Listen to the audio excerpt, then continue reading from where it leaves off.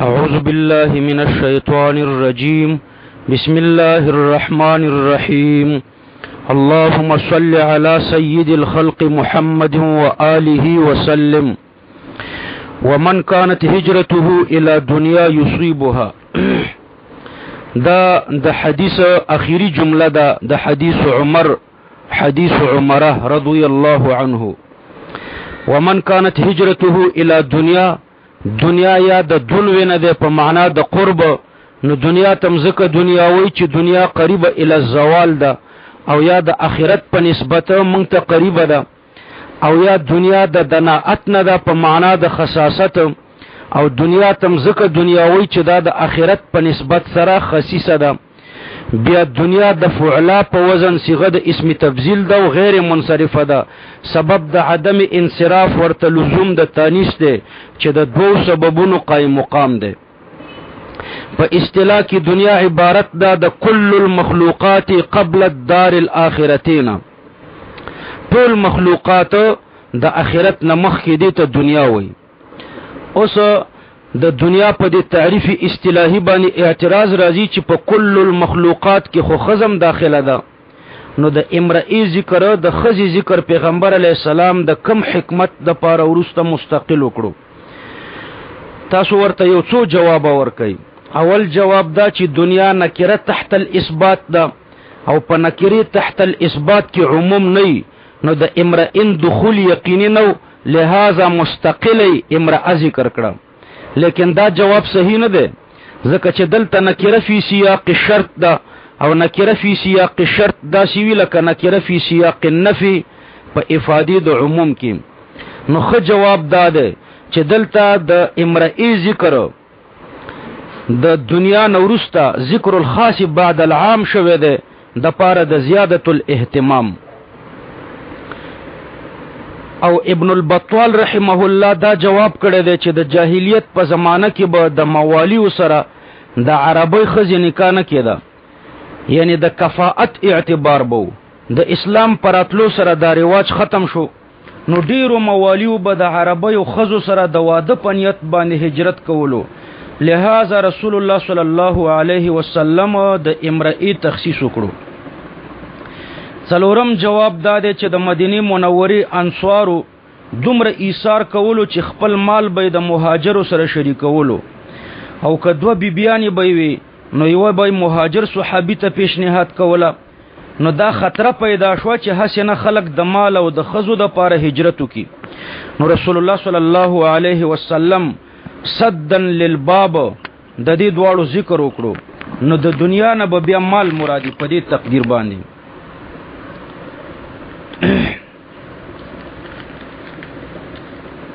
او پنځم جواب دا چې د خزو فتنه سخته ده، لدی وجنه نبی علیه السلام مستقله ذکر کړه. رسول الله صلی الله علیه وسلم فرمای چې ما ترکت بعد فتنه اضر علی الرجال من النساء. همدارنګ رسول الله صلی الله علیه وسلم فرمای چې النساء حبائل الشیطان. همدارنګ الله پاک فرمای چې زین للناس حب الشهوات من النساء. نو اولی د خزو ذکر کړی دی ځکه چې د دوی فتنه سخته ده. په دې آیات کې زین للناس حب الشهوات من النساء والبنین والقناطیر المقنطره. او شپږم وجه دام ده چې د دې حدیث شان ورود د مهاجر ام قیس واقعه ده، لدی وجنه دلته د امرئ ذکر مستقل وکړو. متفق علیه. دا حدیث بخاری او مسلم دواړو روایت کړی دی. کله چې بخاری او مسلم دواړه د یو صحابي نه یو روایت ذکر کی، نو هغه ته متفق علیه حدیث وای. د دې پسې کتاب الایمان. ګوره طالبانو امور دینیه په 5 قسم دي. اول اعتقادیات چې په ایمانیات باندې ترنه تعبیر کیږي، دویم عبادات، دریم آداب، څلورم معاملات، او پنځم عقوبات.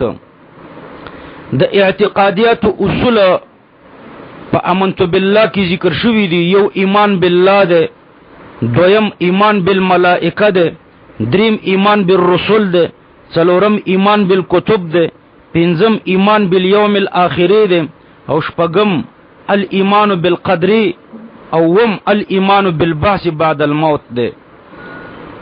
همدارنګه اصول د عباداتو پنځه دي. اول صلات، دویم زکات، دریم صوم، څلورم حج او پنځم جهاد. او معاملاتم پنځه قسم دي. اول مناکحات، دویم معاوضات مالیه، دریم امانات، څلورم مخاصمات او پنځم ترکات. عقوباتم په پنځه قسم دي. حد الارتداد، دویم قصاص، دریم حد زنا، څلورم حد السرقه او پنځم حد القذف. د آداب اصول اخلاق دي، سیاسیات دي او معاشرت دي.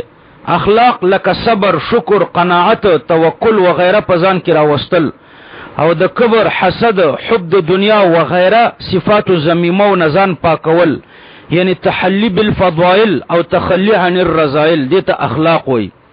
او سیاسیات یعنی هر کار په صحیح نظم او تدبیر سره کول. او معاشرت نو دا اصول د آداب دي. نو امام بغویم کتاب الایمان مقدم کړی دی او صاحب د مشکاتم کتاب الایمان مقدم ذکر کړو. یو وجه دا ده چې ایمان اول الواجبات دی، نو په مقام د تصنیف کې د اولیت حقدار دی.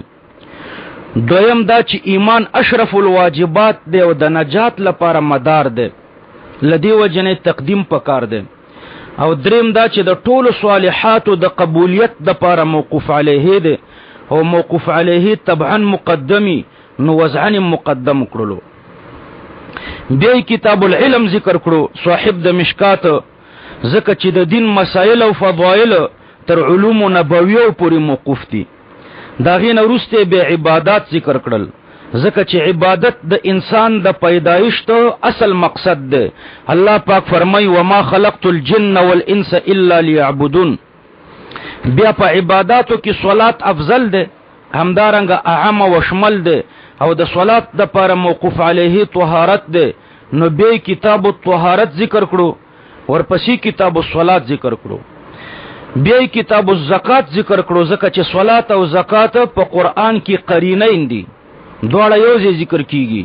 الله پاک فرمای اقیموا الصلاة وآتوا الزکات. بیا صوم او حج پاتې شو، نو صوم اعم ده، ځکه چې په هر غریب او امیر باندې فرض ده، لہذا بیا د کتاب الصوم ذکر وکړو، او په اخر کې کتاب الحج ذکر کړو. کتاب الایمان اوله معنا د کتاب درته ذکر کوم، او بیا د ایمان معنا لغوي، معنا شرعي، او د تصدیق لغوي او د تصدیق منطقي په مابین کې فرق، او بیا په اخر کې به د کفر تعریف او اقسام ذکر کو. خو کتاب الایمان اول معنا د کتاب ذکر کو.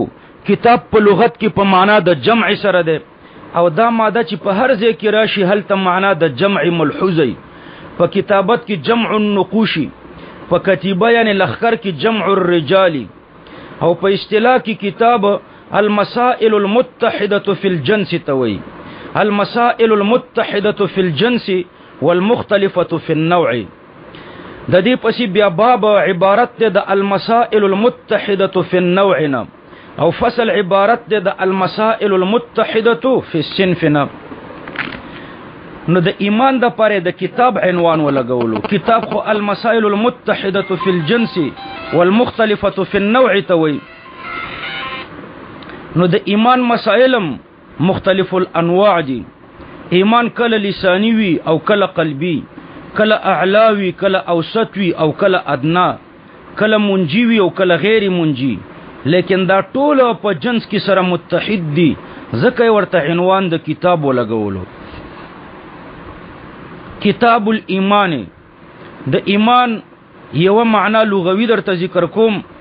ګوره طالبانو، ایمان د باب د افعال نصيغه د مصدر ده، د دې مجرد امن ده، او امن ضد الخوف ته وایي. د ایمان لفظ په څلورو طریقو باندې استعمالیږي.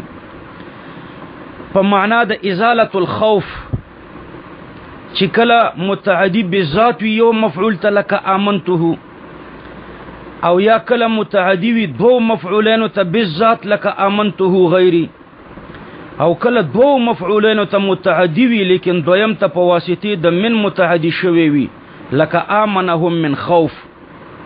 نو که متعدی بالذات وي یو مفعول ته یا متعدی وي دو ته بالذات یا متعدی وي دو مفعولین ته خو دویم ته په واسطه د من د ټولو کې په معنا د ازاله الخوف سره راځي.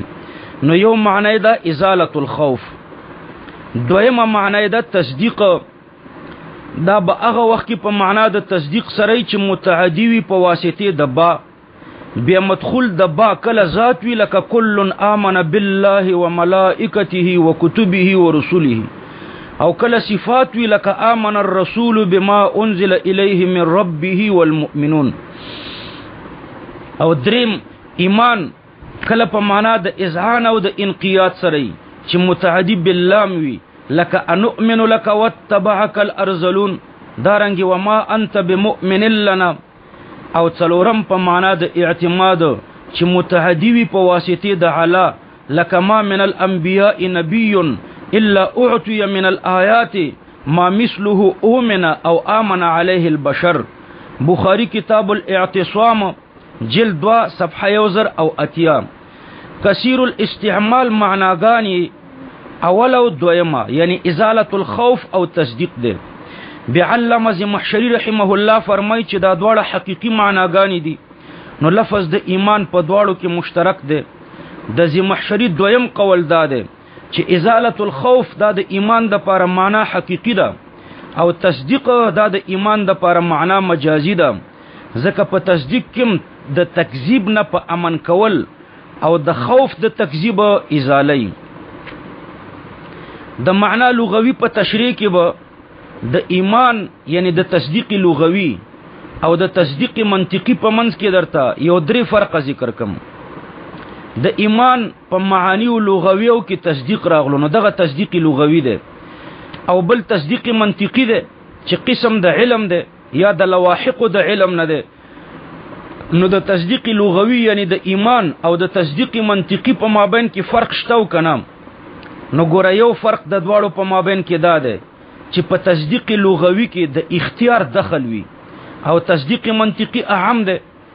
تفصیل دا ده چې د تصدیق لغوي معنا دا ده چې په خپل اختیار سره کوم خبر او یا کوم مخبر صادق غنل، د خبر صادق غنل یا د مخبر صادق غنل په خپل اختیار باندې دې ته ویل شي تصدیق لغوي. مثلا ستا په مخ کې چا دا جمله ذکر کړه چې العالم حادثن، نو تا دا خبر یا دا مخبر صادق وګڼلو نو دا تصدیق لغوي ده. او د تصدیق منطقي معنا ده د نسبت تامه علم او ادراک. اوس په نسبت تامه باندې کله علم به اختیار راځي لکه په بدیهیاتو کې، نو تصدیق لغوي کې اختیار لره دخل وي ځکه چې هغه په خپل اختیار سره کم خبر او یا مخبر صادق غنلو ته وي. او تصدیق منطقي خو د نسبت تام خبري علم او ادراک ته وي، هغه کله نظری وي نو اختیاري وي او کله بدیهی وي نو به اختیار حاصلېږي.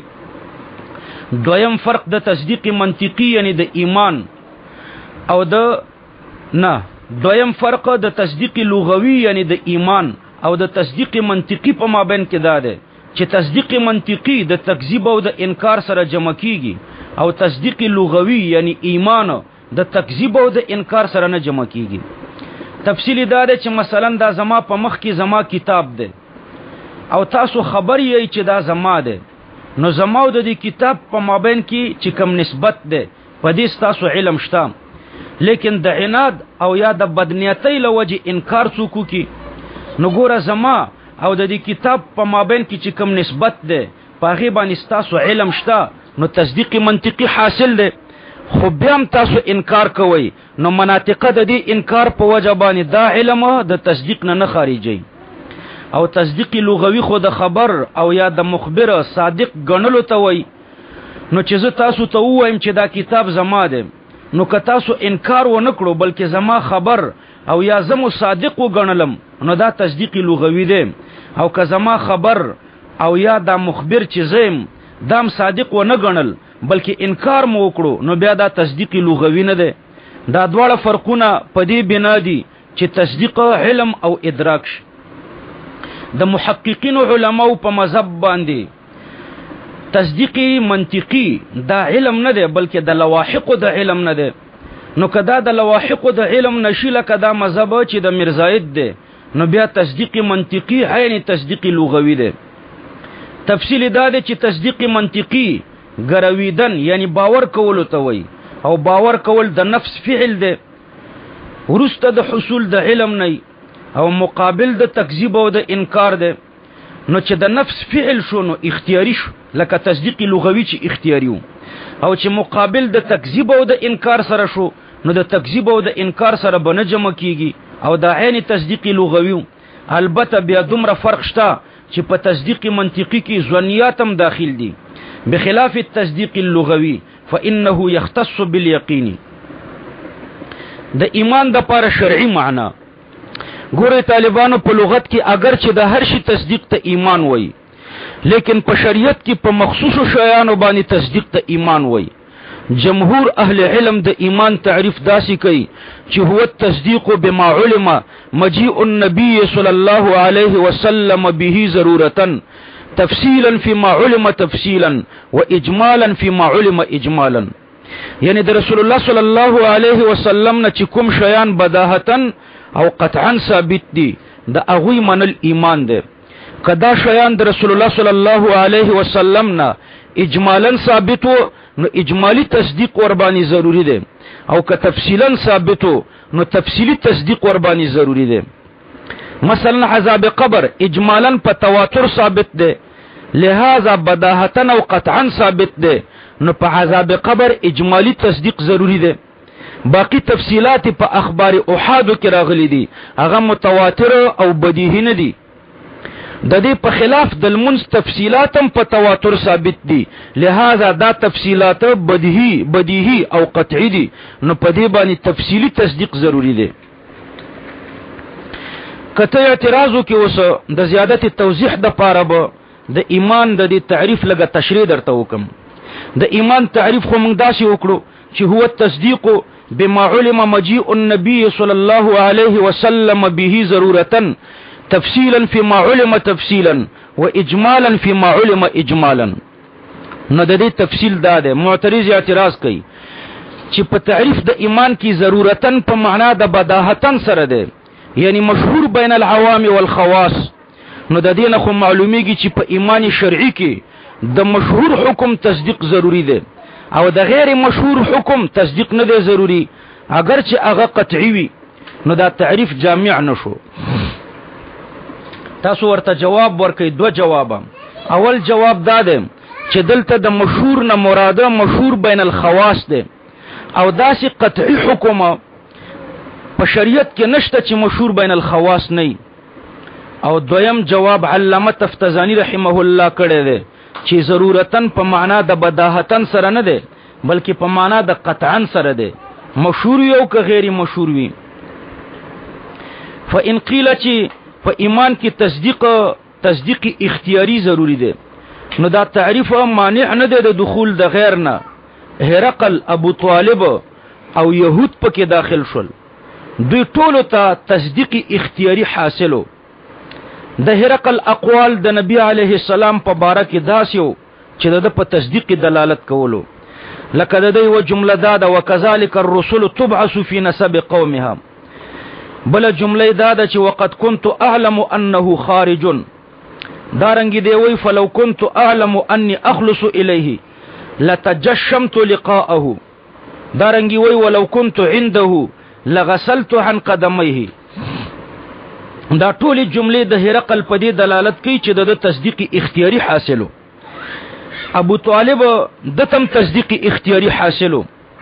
د رسول الله صلی الله علیه وسلم په باره کې فرمایل ابيض يستسقى الغمام بوجهه صمال اليتامى عصمه للارامل. ابيض تک سپین دی يستسقى الغمام بوجهه طلب د باران د وریزو نکیږي په وسیله د رسول الله صلی الله علیه وسلم د پیغمبر علیه السلام په وسیله باران راوریږي. صمال الیتامى د یتیمانو سرپرست دی. عصمه للارامل د کندو محافظ دی. همدارنګه ابو طالب د پیغمبر علیه السلام په باره کې فرمایل چې ولقد علمت بان دین محمد من خیر ادیان البریه دینا نو تصدیق اختیاری حاصلو. او د یهودو په باره کې الله پاک فرمایي چې یعرفونه کما یعرفون ابناهم، نه د دوی ټولو تصدیق اختیاری حاصلو، حالان کې دوی ته موږ مؤمنان نه وایو. تاسو یو څو جواب وکئ. اول جواب دا دی چې د ایمان د پاره اقرار باللسان هم ضروری دی او د دوی اقرار باللسان نو، نو دا جواب په طرز د فقها وي. دویم جواب دا دی د یهودو نه جواب دا دی چې د دوی معرفت اختیاری نو بلکې استراری او تصدیق استراری ایمان نه. دریم جواب دا دی چې د ایمان د پاره داسې تصدیق ضروری دی د کوم سره چې التزام د شریعت شوی او د نورو دینونو نه پکې تبری شوی وي. او هرقل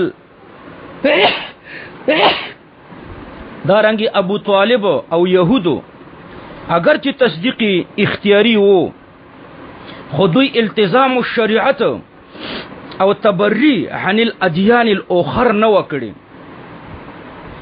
د امدا مضمون ابن تیمیه په التزام الطاعات، ابن الحمام په استسلام باطنی او امام غزالی په قول بالقلب سره ذکر کوي او ابو طالب مکی ترنه تعبیره په التزام الشریعت سره کوي. یعنی د ایمان د پاره داسې تصدیق ضروری دی د کوم سره چې التزام د شریعت وي او د نورو دینونو نه پکې تبری وي، یا التزام الطاعات ور سره. دویم تعبیر وکړه. دریم تعبیر استسلام باطنی ور سره، بل تعبیر قول بالقلب ور سره، بل تعبیر التزام الشریعت ور سره. دا ټول یو شی تعبیرات دي.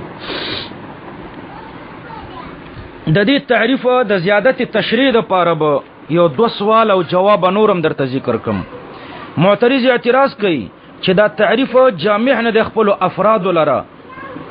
د نجاشی ایمان ترې نه خارج شو، هغه خو د خپل ایمان اظهار نو کړي، یعنی التزام د شریعت نو کړي. تاسو ورته جواب ورکړئ چې نجاشی رحمه الله چې التزام الطاعت او التزام الشریعت کړو، لیکن د ویری لوجه خپل ایمان پټ ساتلو. دویم اعتراض دا چې په هغه وخت کې خو هجرت فرض نو نجاشی رضی الله عنه هجرت ولې نو کړي. تاسو ورته جواب ورکړئ چې نجاشی رضی الله عنه د مسلمانانو د پاره ملجا او مأوا د مسلمانانو محافظو، نو د حیثیت د مجاهد او د مقاتلو، لہذا په د باندې هجرت فرض نو. کته اعتراضو کی چې د اکثر مسلمانانو نه معاصی صادریږي، نو دوی خو د دوی د التزام الطاعت معنا څه ده؟ دا خو مؤمنان دي، خو التزام الطاعت خو مشکوک دي. تاسو ورته جواب ورکړئ چې چا چې التزام الطاعت نه وی کړي داغه مثال د باغی دی چې حکومت نه مني، او چا چې التزام الطاعت کړي وي لیکن بیا ترې نه معاصی صادریږي نو داغه مثال د مجرم دی. او د باغی او د مجرم په مابین کې فرق دی. باغی وفادار نه او مجرم وفاداری. د کفر معنا او اقسام اخر کې بدا درته ذکر کم. ګوري طالبانو کفر په لغت کې ستر ته وایي او په اصطلاح کې امام غزالی د کفر تعریف داسې کوي چې هو تکذیب النبی صلی الله علیه وسلم فی شیء من ضروریات الدین، یعنی کوم شیان چې د رسول الله صلی الله علیه وسلم نه قطعا ثابت دي په هغوی کې د یو نم انکار کفر دی. نو په حصول د ایمان کې د ټولو ضروریاتو د دین تصدیق پکار دی، او په تحقق د کفر کې د یو امر ضروری نم انکار کافی دی. په ټولو ضروریاتو د دین مثلا یو لک ضروریات دی بل فرض، نو د دې ټولو ضروریاتو د دین منل ایمان دی. او په دوی کې چې څوک د یو نم منکر شي د یو تکذیب وکي نو هغه کافر دی. لیکن د امام غزالی په دې تعریف باندې اعتراض واردېږي چې تا خو تعریف داسې وکړو چې تکذیب النبی صلی الله علیه وسلم فی شیء من ضروریات الدین، او د ایمان تعریف ته داسې کړو چې التصدیق بما علم مجيء النبي صلی الله علیه وسلم. نو د تعریفینو د کفر او د اسلام نه هغه سړی خارج شو چې نه تصدیق او نه تکذیب. یعنی یو سړی وای چې لا نصدق ولا نکذب، نو دا خو بل اتفاق کافر دی. او د دې تعریفینو مطابق د حکم معلوم نشو. لدی وجنه امام رازی رحمه الله د کفر بل تعریف کړی دی، دا صحیح تعریف دی چې کفر څه ته وایي؟ عدم تصدیق الرسول صلی الله علیه وسلم فی شیء مما علم بالضرورة مجیئه به، یعنی د نبی کریم صلی الله علیه وسلم نه چې کوم شیان بالقطع والیقین ثابت دي په هغوی کې د یو تصدیق نه کولو ته کفر وایي، چې د یو تصدیق مو نه کړی شي دا کفر دی. یعنی عدم تصدیق په یو ضروری باندې د ضروریاتو د دین نه. د کفر اقسام، کفر په 5 قسمه ده. اول کفر انکاری، دویم کفر جحودی، دریم کفر عنادی، څلورم کفر نفاقی، او پنځم کفر د زنديق چې الحاد ورته وي. کفر انکاری دی ته وي چې نه په زړه کې تصدیق وي او نه په خوله باندې اقرار وي، لکه د عام کافرانو کفر.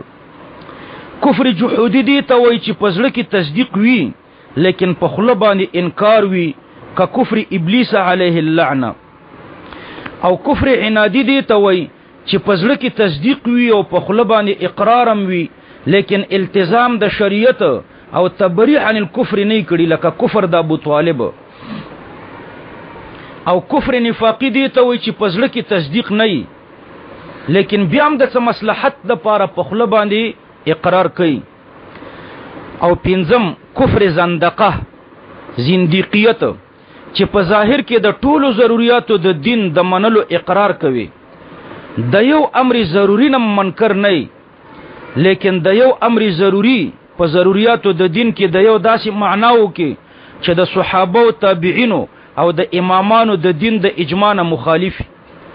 لکه یو ملحد وای چې زما تصدیق قلبی مشته، اقرار لسانی مشته، التزام د شریعت هم کوم، لیکن په ضرورتو د دین کې لکه جنت منل، د جنت هم مني لیکن د جنت معنا د خپل ځان نه کوي، داسې معنا کوي چې د صحابه او تابعینو او د امامانو د اجماع نه خلاف وي. ناغه د جنت معنا داسې وکي چې جنت سرور او خوشحالي ته وي، چې د ملکات محموده نه ورسته انسان ته حاصلېږي. همدارنګه دی وي چې زه جهنم منم، لیکن جهنم هغه پخیمانتیا ته وي چې د ملکات قبیحه ول وجه انسان ته حاصلېږي، نو دا به کافری زنديق وي. شرح موطا لشاولی الله جلد 2 صفحه یوصل او 3. اوس که تاسو اعتراض وکئ په دې اعتراضات دفع شو، دې چکړالویانو او قادیانیانو ته من کافر وایو. دوی په دې اخیری کفر باندې کافر دي چې کفر د الحاد او د زندیقیت دی. دارنګه دا پنځپیریانو کوم زما تردد دی. عذاب قبر او حیات فی القبر دا د ضرورتو د دین نه دی، او پنځپیریان د حیات فی القبر او د عذاب فی القبر نه منکر دي. نو د دین انکار خو کفر دی. بیا هم زمونږ اکابر په کې توقف کوي، موږ د خپل اکابر په نقش قدم د پنځپیریانو په تکفیر کې، د اماماتیانو په تکفیر کې هم توقف کوو، خو مطمئن نه یو، ځکه حیات فی القبر د یثبت الله الذین آمنوا د دې آیات لاندې مفتی شفیع سے فرمای چې حیات فی القبر دا د لسو آیاتونو او د اویو متواتر احادیثونو ثابت ده. نو دا د ضرورتو د دین نه د عقیده ده. او پنځپیران عذاب قبر نه مني، ماماتیان پنځپیران عذاب قبر نه مني. بیا پکې بعض ماماتیان تعویل کوي حیات فی القبر نه خطول منکر دي، عذاب فی القبر کې داسې تعویل کوي چې عذاب شته خو په سجین کې ده او ثواب په علین کې ده، او په دې قبر کې ثواب او عذاب نشته. دا وی عرفي قبر ده، شرعي نه ده، شرعي علین ده یا سجین ده. لیکن دا تعویل د عذاب قبر انکار ته فائدہ نه ور کوي. دوی عذاب منلو خو په قبر کې ونه منلو. قبر حقیقی، شرعي، عرفي، لغوي امداز مکنی قبر ته وای.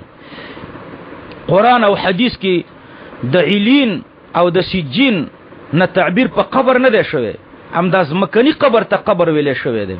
کتاب الجنائز د بخاری چې څومره د قبر لفظونه تاسو پکې ګورئ د ټولو نظمکنه قبر مرادي. دارنګي د مسلم او د ترمذی او د نسائی او د ابن ماجه چې څومره د قبر الفاظ په حدیثو کې راځي، تاسو کتاب الجنایز د حدیثو په کتابونو کې ګورئ ټولو نه د غزمکنه قبر مراد ده. نو دا تعویل دا د انکار د عذاب القبر نه دوی نشي خلاصوله. دوی د عذاب القبر او د حیات فی القبر نه منکر دي. البته زمون اکابر د دوی په تکفیر کې توقف کړي دي، لہذا موږ د خپل اکابر په طریقه بدعتیان، گمراهان، دوالین او مدلین ورته وایو. خو بیا هم زما تسلی خپل نه کیږي. که څوک په دې مسله کې زما تسلی وکړي نو شکریه به ادا کوم چې پنځپیران د دې متواتر یعنی د دې امر ضروری د دین نه منکر دي چې حیات فی القبر ده، دا د ضرورتو د دین نه ده. بیا هم دوی ولی کافر نه دي؟ موږ پکې توقف کو، خو که څوک زموږ تسلی وکړي شکریه به ادا کو. به هر تقدیر که څوک اعتراض وکړي چې سلفو تصریح کړي ده چې د اهل قبله او تکفیر نه دی جایز، نو تاسو شیعه او قادیانیانو ته زنادقه کافر ولی وایي؟ هغوی خو اهل قبله دي. تاسو ورته جواب ورکئ چې د اهل قبله نه چې اهل قبله ته به کافر نه وایي. دلته د اهل قبله نه لغوي معنا نه ده مراده چې قبله شریفي طرف ته لمونځ کوي، بلکې د متکلمینو اصطلاحي معنا مراده ده. په اصطلاح د متکلمینو کې اهل قبله هغه خلکو ته وایي چې ټول ضرورت د دین مني او د یو امر ضروری نه منکر نه. نو که یو سړی قبله طرف ته لمونځ کوي لیکن په ضرورتو د دین کې د کمیو نه منکری، او یا په ضرورتو د دین کې د کمیو د پاره داسې معنا بیانوي چې د خیر القرون او د اجماع د امت نه مخالفي، نو دا په اصطلاح د متکلمینو کې د اهل قبله نه ده. اکفار الملحدین د علامه انور شاه کشمیری رحمه الله 15 نمبر صفحه تر 13 پورې په دې کې دا تفصیل ده. کته اعتراض وکي بل اعتراض چې سلف تصریح کړي ده چې د مؤول تکفیر نه دی جایز، او قادیانیان د ختم نبوت نه منکر نه دي بلکې تاویل پکې کوي. تاسو ورته جواب ورکړئ چې تاویل په دوه قسمه دی، تاویل صحیح او تاویل باطل. تاویل صحیح دا معنا چې د امت د اجماعي عقیدې نه مخالفي، او تاویل باطل دا معنا چې د امت د اجماعي عقیدې سره مخالفي. نو تاویل صحیح دی ته وای چې د امت د اجماعي تاویل صحیح دی ته تاویل صحیح دا معنا زه پکې غلط شم.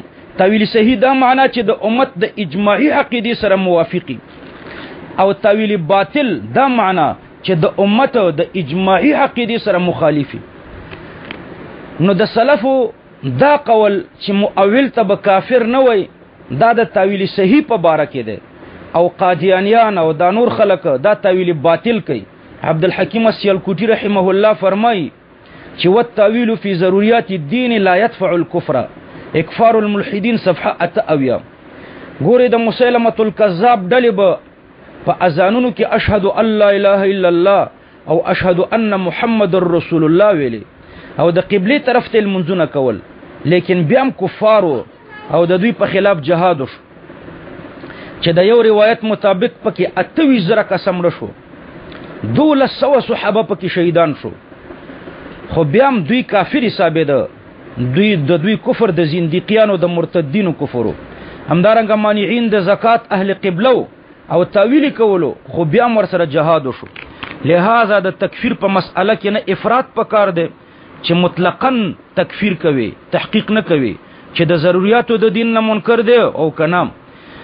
نو د اخبار احادونه چې کومه مسأله ثابته یو دا غینه څوک منکری دا غوی تکفیر مکوي، هغه بدوال او مدولی خو کافر نه دی، او تفریط هم نه دی پکار چې یو سړی د ضرورتو د دین نه منکر دی او بیا ورته کافر نه وای، نو د ضرورتو د دین نه منکر ضرور کافر دی.